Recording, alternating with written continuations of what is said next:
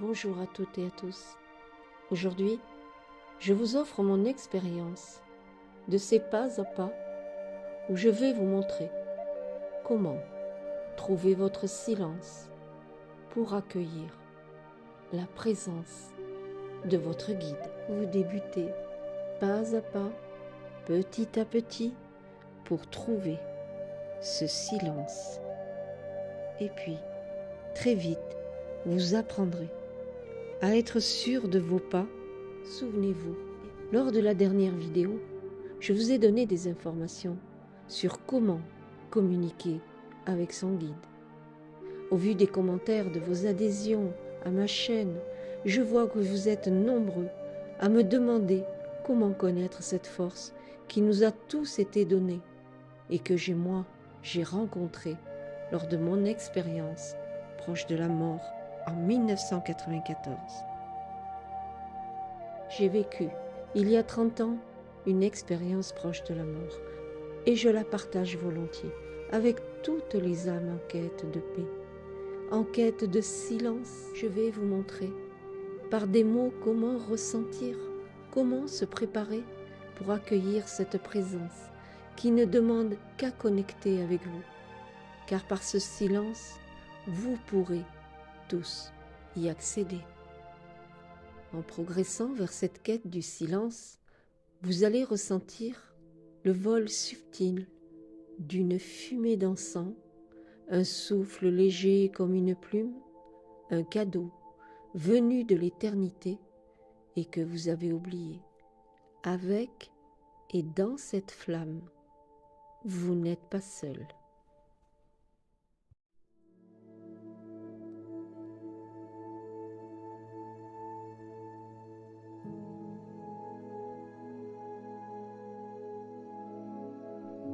Allez, suivez-moi maintenant, vers le palier qui vous mène pas à pas sur le chemin de votre guide, où lui aussi commence son avancée vers vous.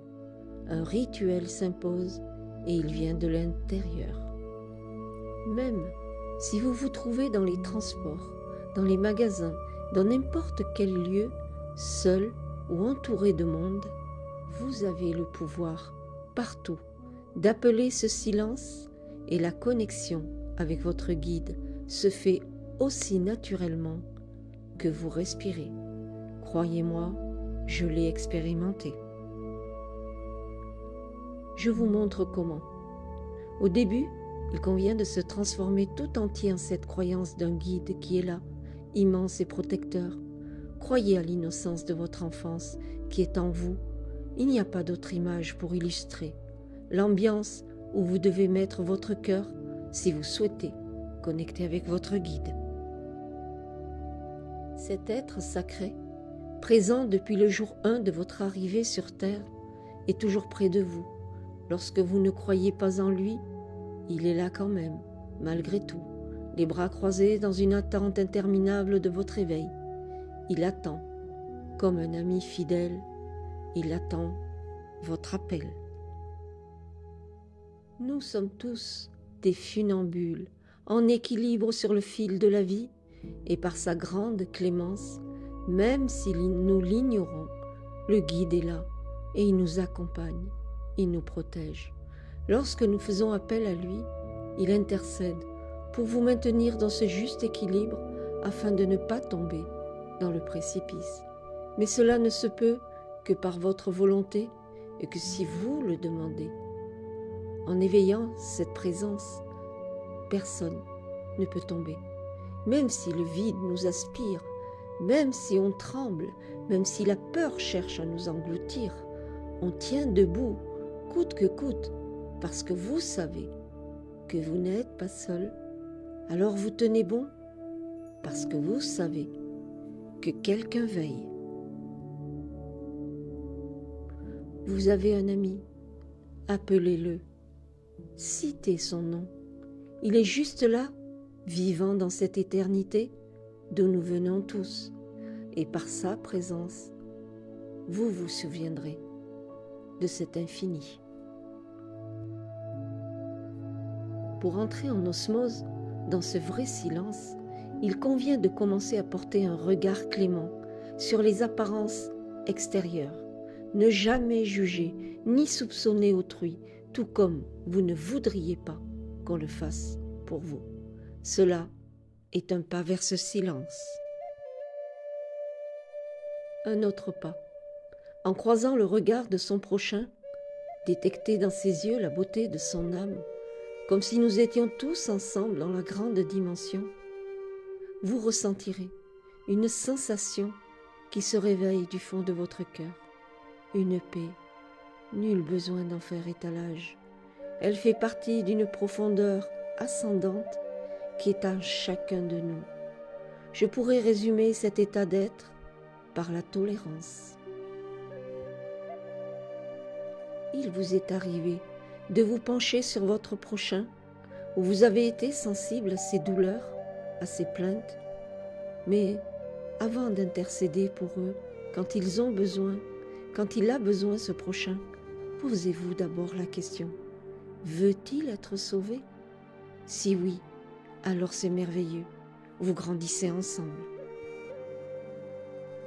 Et si c'est le cas contraire, posez-vous toujours la question, veut-il être sauvé?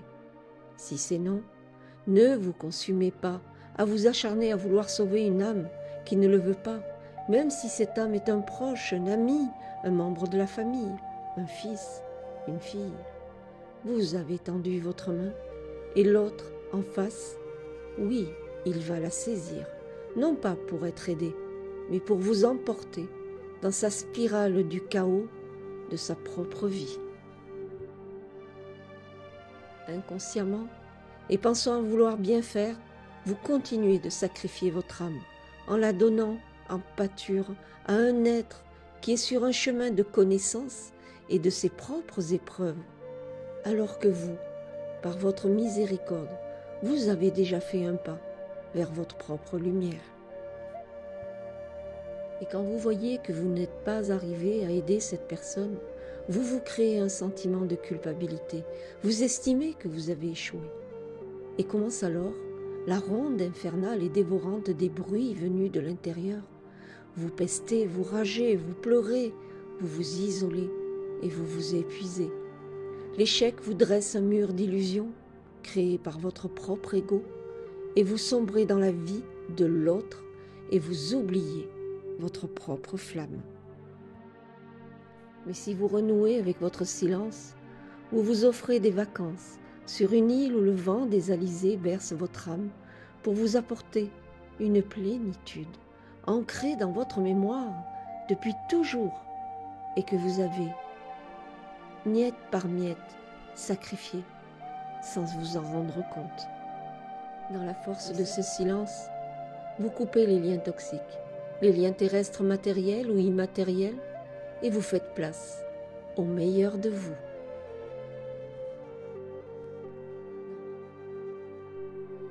Dans cet espace, vous serez étonné de voir que les tâches les plus lourdes et les plus déplaisantes deviennent secondaires et très surmontables. Vous risquez même d'en sourire. Et puis, miracle, et vous laissez la place à la solution qui s'éclaire à vous. Vous êtes une âme exploratrice du meilleur de ce monde.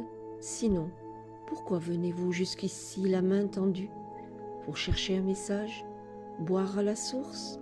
Le meilleur que vous cherchez, c'est la paix. En trouvant votre silence, vous augmenterez vos capacités spirituelles jusque-là insoupçonnées. Vous allez faire aussi connaissance avec cette force qui s'appelle la résilience.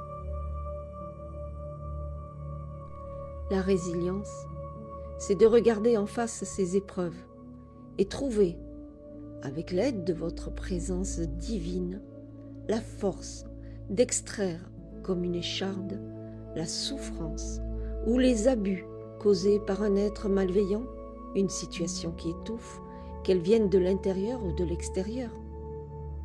De poser virtuellement vos deux mains grandes ouvertes face à cette situation toxique pour vous délester de cette épreuve en sachant que votre guide vous porte et la vie reprend ses droits dans une juste mesure et dans un ordre Parfait. Permettez à votre corps, par un seul soupir, venu de votre âme, d'expirer tous les résidus qui ne vous appartiennent pas. Libérez-vous de cela et vous êtes le seul ou la seule à détenir le pouvoir de le faire. Et voilà les amis, vous êtes dans le silence. Dans cet espace, vous êtes en pleine capacité d'appeler et d'accueillir votre guide. Et si vous connaissez son nom, faites vibrer les mots qui représentent son nom jusqu'à votre cœur, en vous et autour de vous. Par cette vibration, le canal s'ouvre à vous et il se manifeste comme un jeu d'enfant sous des formes et des sensations inattendues. Trouvez en vous ce silence. Il est là, tapis au fond de vous.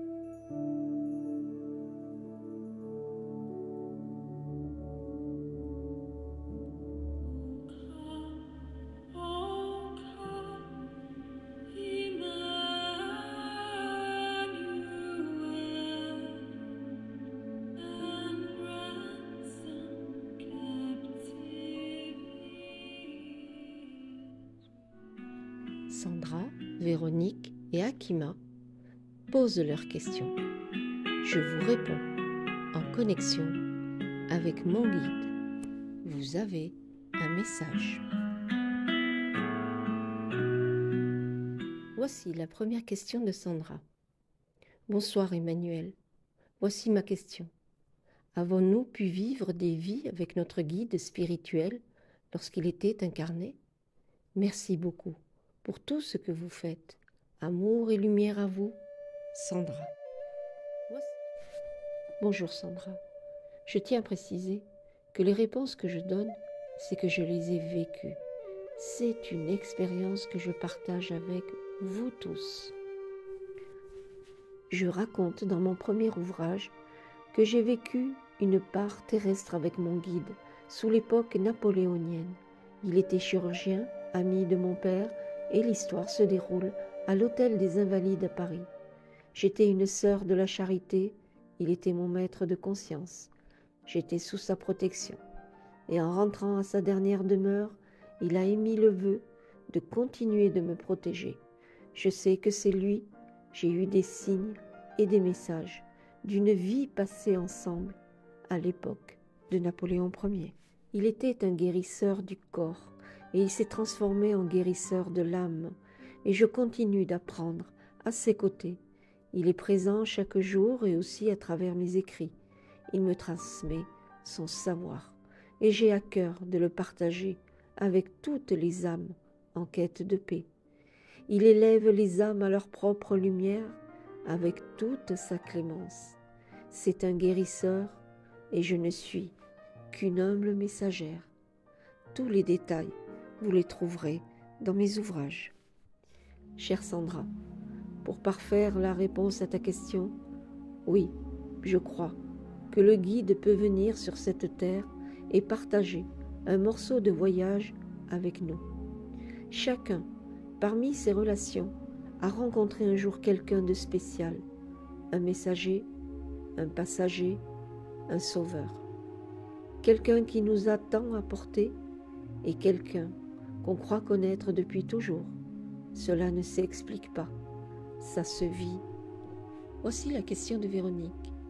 Bonjour Emmanuel, peux-tu me donner sur le regard de ton guide la réponse à cette question?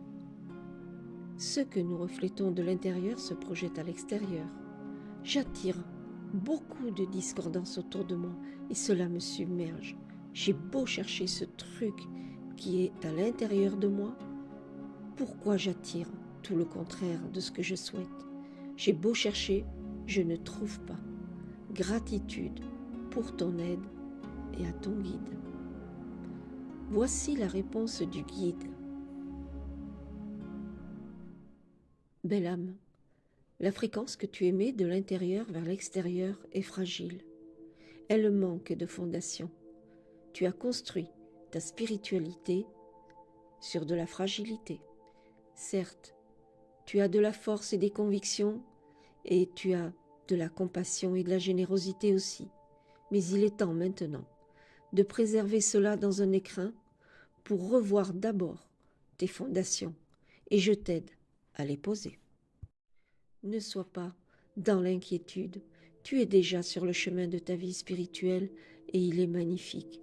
Je t'aide seulement à reprendre chaque pierre de ta fondation pour les repositionner à leur juste place, et cela est rapide pour toi. Ton chemin n'est pas perdu, nous allons remettre chaque pierre de ton édifice dans un ordre parfait. Ainsi, tu pourras laisser passer la lumière et toutes les fenêtres de ta vie. Quand l'élève est prêt, le maître arrive. Gratitude, belle âme, reçois toute notre clémence.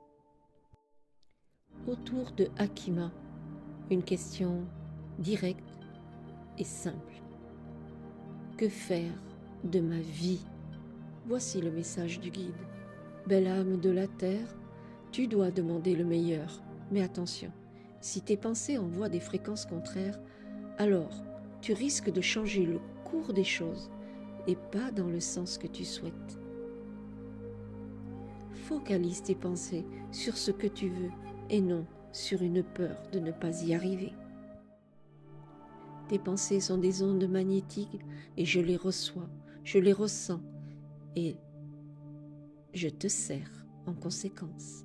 Je suis ton guide et je n'irai jamais à l'encontre de ce que tu veux, même si cela est dur pour toi. Lorsque tu te dis « Que faire de ma vie ?» moi j'entends « À quoi sert ma vie ?» L'onde que tu envoies, ne vois-tu pas qu'elle forme un barrage à ta propre évolution? Je respecte ta volonté même si tu ne fais rien. Je ne peux te servir que si tu le souhaites. Tu as une lumière et tu dois l'embellir en poussant tes ombres. Alors, pourquoi as-tu demandé à être ici et pourquoi cette question? Ta question, à elle seule, porte des conséquences sur ta vie. Elle est la porte qui donne accès aux ombres. Tu as la main sur cette porte, à toi de décider.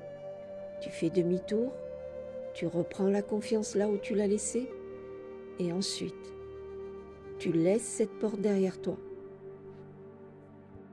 Vivre un jour à la fois, en pleine connaissance que ta vie est précieuse et éphémère, donne un sens à ton chemin de vie. Bois à la source de la vraie vie avec force et n'oublie pas d'embellir toute action et toute pensée et vois comment je peux te servir. Pas à pas, palier par palier, ne dis plus jamais « Que faire de ma vie ?» Cherche plutôt à qui tu vas sourire et regarde autour de soi qui va te sourire.